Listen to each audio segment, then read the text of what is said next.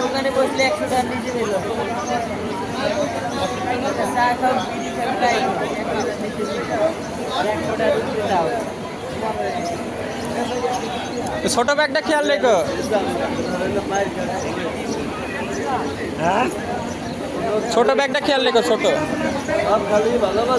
আরে আমার কথা আমি রইনে রোজা টোজা একটা গেলে বেটা কামাই করে উড়ে দূরে কিন্তু রাখবে না